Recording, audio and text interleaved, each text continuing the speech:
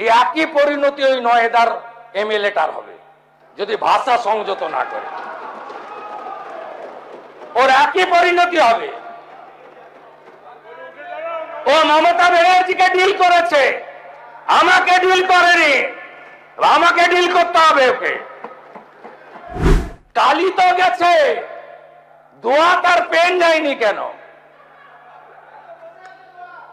আরে পেন যদি ফিরে রাখি হয় তাহলে দোয়াতটার নাম মমতা ব্যানার্জি। তাহলে কালির সঙ্গে যদি পেনও যায় তাহলে দোয়াতকেও যেতে হবে। এবারে প্রথম ভোট, ভাঙড়ে একটাও মৃত্যু নেই। ওখানে তো বিজেপি স্টেক নেই, আমাদের তো ৭০,০০০ ভোট আছে। বাকি তো আপনাদের A team, B team, B team, C team, in between. তা আমরা তো ভাঙড়টাকে ছেড়ে দিতে পারতাম। ছেড়ে দিলে যিনি জেলে ছিলেন তিনি এখানে আসতেন, আর এই বিলের যিনি বিরোধিতা করেছেন একটু আগে তিনি এখানে আসতে পারতেন না।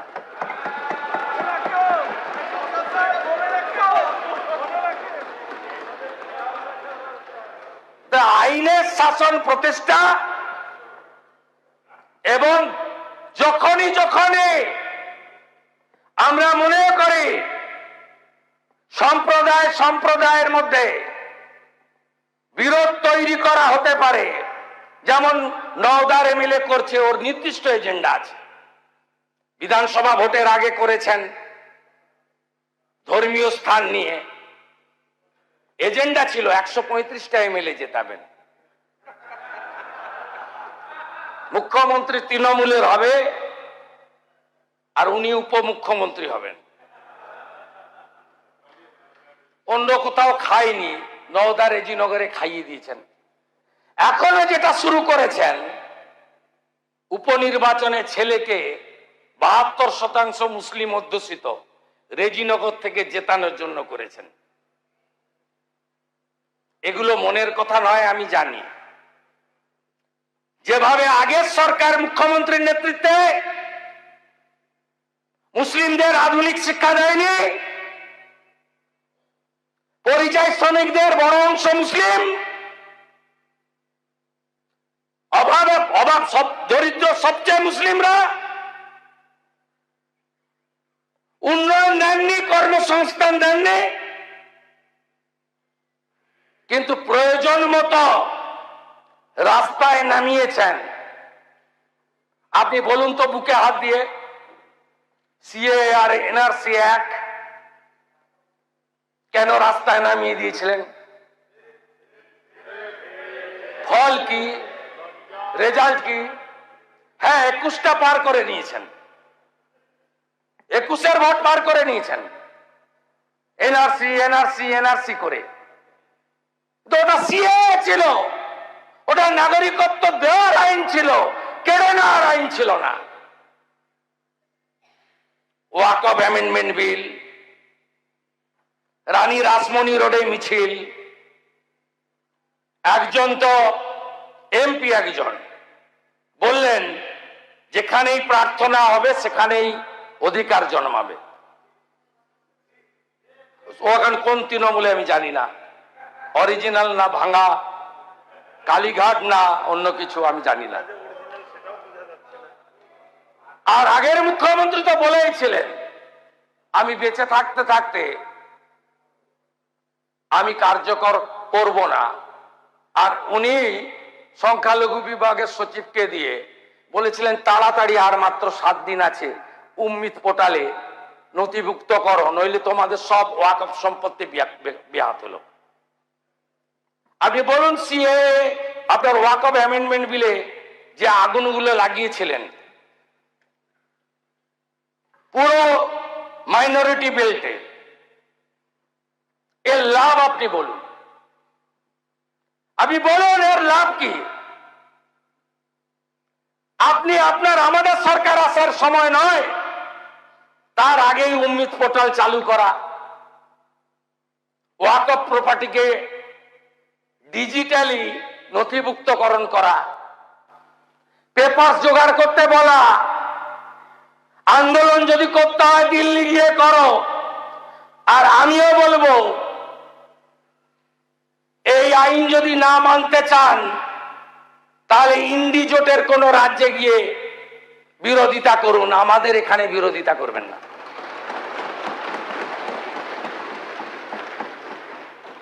ভুল পথে চালিত করে আজকে এই লোকগুলোর পরিবার ঠাকুর বানাতো।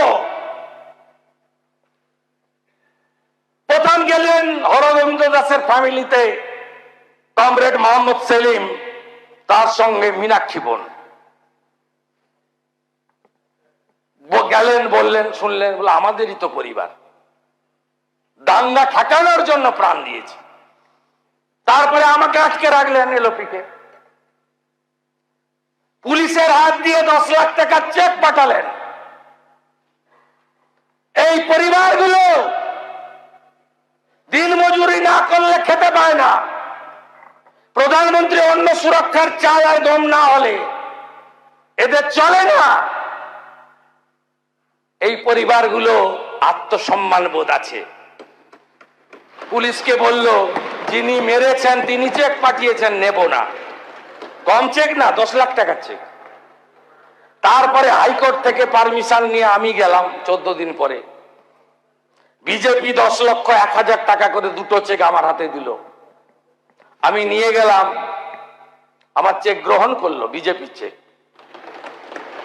আমি জিজ্ঞেস করলাম আপনার CPM family? Comrade Mohammad Salim বলছেন, প্রাক্তন সাংসদ, যে দাঙ্গা আটকাতে গেছিল তাই মারা গেছে। আপনার বাড়ির লোকরা কোথায় ছিল? বলে বাড়িতে ঢুকে পশু কাটার তরবারি দিয়ে কুপিয়ে কুপিয়ে মেরেছে। আরে ভোট কাকে দেন? বলছে কাস্তে হাতুড়ি তারায়। তাহলে মানলো কেন? বললো আমরা হিন্দু তাই মেরে দিয়েছি।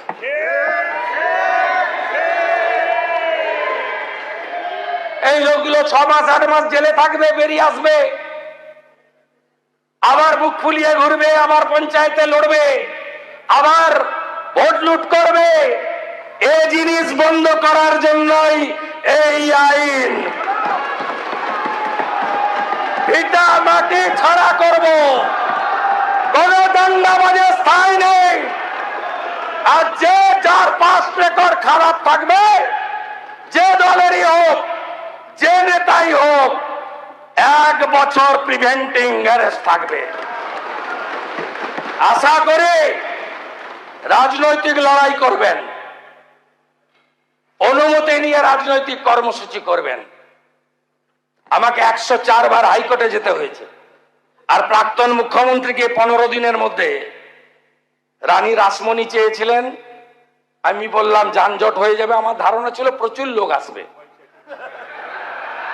তা আমার ধারণা ছিল না 500-600 লোক হবে। আমি বললাম ওয়াই চ্যানেলে করুন। করলেন, কে বাধা দিয়েছে? তা বলে আপনি অ্যাপ্লিকেশন করে দিয়ে কলকাতার রাস্তায় ভিক্টোরিয়ার সামনে ফিতা নিয়ে চলে যাবেন? কি মামার বাড়ি নাকি? ফিতা নিয়ে যাবেন মাপতে? কে অধিকার দিয়েছে আপনাকে? কে অধিকার দিয়েছে? পারমিশন প্রেয়ার করবেন, কোথায় দেব বলে দেব, কোথায় দেব বলে দেব। আরে আপনাদের লোক প্রচুর, প্রচুর লোক, লক্ষ লক্ষ লোক, 30 লাখ লোক হয়। 11 সালে তো ব্রিগেডে গেছিলেন, এবারেও চলুন না ব্রিগেডে যাই। দম আছে? দম আছে? দম থাকলে লড়ুন, কোনো অসুবিধা নেই। লোক আসবে না আপনাদের সঙ্গে। আর আস্তে আস্তে দেখতে থাকুন, সব হবে। প্রথম তো আইনের শাসন প্রতিষ্ঠা হয়েছে। বলছেন আপনি প্রাক্তন মেয়রের নাম বলেছেন, বিকেল 5টার অবধি মধ্যে গ্রেপ্তার করতে হবে, তাই নাকি? তাহলে আপনি এখানে চলে আসুন। আপনাদের তো আনেরই লোক। যাকে তোলার তুলেছি, আরেকজন বলছেন কালি তো গেছে, দোয়া তার পেন যায়নি কেন? আরে পেন যদি ফিরা রাখি হয় তাহলে দোয়াতটার নাম মমতা ব্যানার্জি। তাহলে কালির সঙ্গে যদি পেনও যায় তাহলে দোয়াতকেও যেতে হবে। একসঙ্গে সবাইকে যেতে হবে। কিন্তু এই সরকার প্রমাণ ছাড়া কিছু করবে না। জোগাড় করছি, এভিডেন্স থাকলে কাউকেই ছাড়বো না, নিশ্চিন্ত থাকবে।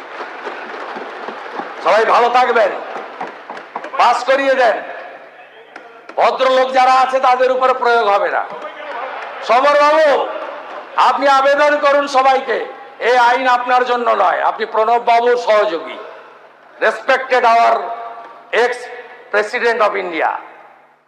আমরা কোন ভদ্রলোকের বিরুদ্ধে প্রয়োগ করব না। কিন্তু সন্দেশখালীর বেতাজ বাদশা, জীবনতলার খুনি, যখন যে দল আসে সেই দলে চলে আসে। এনআইএ তোলার আগে আমাকে 4 বার মেসেজ করেছে, ক্ষমা কি করবেন না? আমি ক্ষমা করার কেউ নই।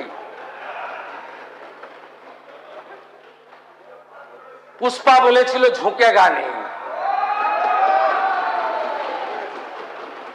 অতএব এই একই পরিণতি ওই নয়দার এমএলএটার হবে যদি ভাষা সংযত না করে। ওর একই পরিণতি হবে।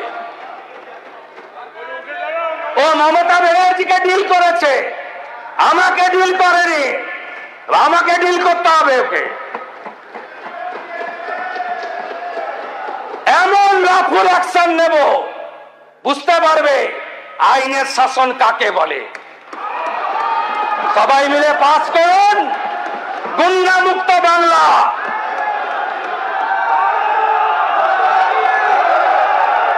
গুন্ডা মুক্ত বাংলা, একটাকে ছাড়া হবে না। বকরি ঈদ করেছেন, অসুবিধা হয়েছে? মহরম করেছেন, অসুবিধা হয়েছে? কোথাও কেউ বাধা দেয়? আইন মেনে করুন না, এই ভুল বুঝাবেন না লোককে।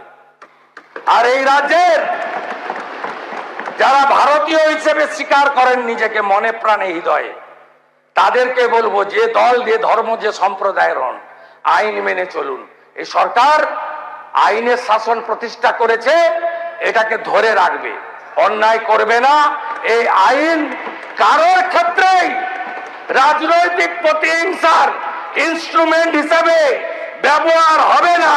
On the floor of the August house আমি এটা কমিট করে সবার সমর্থনে ঐতিহাসিক বিল অনুমোদিত হবে এবং কার্যকর হবে, এই আবেদন রেখে আমার কথা শেষ করলাম। আমাদের ভিডিও ভালো লাগলে লাইক এবং শেয়ার করুন। কমেন্ট সেকশনে গিয়ে জানান আপনাদের মতামত। আরও ভিডিও পেতে আমাদের চ্যানেল সাবস্ক্রাইব করুন এবং প্রতি মুহূর্তে খবরের আপডেট পেতে প্রেস করুন বেল আইকন।